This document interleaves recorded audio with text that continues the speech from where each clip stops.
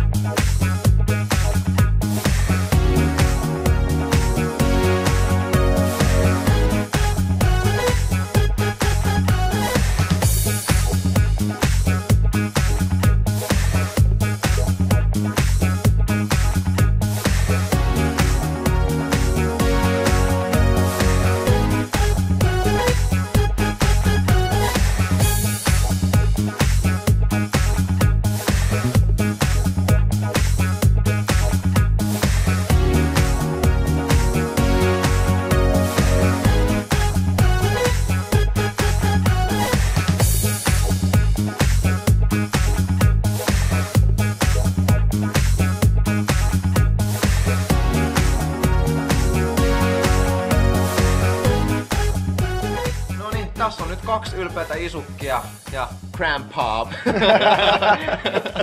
Oikeastaan hieno fiilis. Kiitos sulla avusta. Hei, kiitoksia. Siis oli upeeta coachata teitä tässä ja mä näen tästä, kun nyt on saatu nämä valmiit burgerit tähän, niin teidän silmistä sen isänpalo, että hei, toi on mun tekemä, toi on loistava ja nämä on teidän näköiset, nämä on upeat suoritukset. Tässä kyllä nähtiin, että erittäin hienosti toimi oppilaiden ja suurmestarin yhteistyö, eli sä hienosti ohjasit meitä tavallaan siihen suuntaan, mihin me olimme jo luonnostaankin menossa, mutta emme ehkä vielä itse sitä tajunneet tänne tullessamme. Saat se Obi-Wan Kenobi. Saat se ruuan Obi-Wan Kenobi. Mutta kuka meistä kääntyy ensimmäisen pimeälle puolelle, sitä jäädään vielä miettimään, mutta ihan siis rehellisesti sanottuna, mä oon itekin todella yllättynyt, että me saatiin näinkin hienot ja omaperäiset burgerit aikaan. Anssilla erittäin hienosti siellä valtava anguspihvi, ranskalaiset perunat burgerin välissä, aivan loistava idea. Mä oon itse tyytyväinen tähän meikäläisen omaan. Aivan mahtavasti tää possu tuolta niin kuin nousee esiin. Visuaalinen suoritushan on lähetelle 10. Kyllä,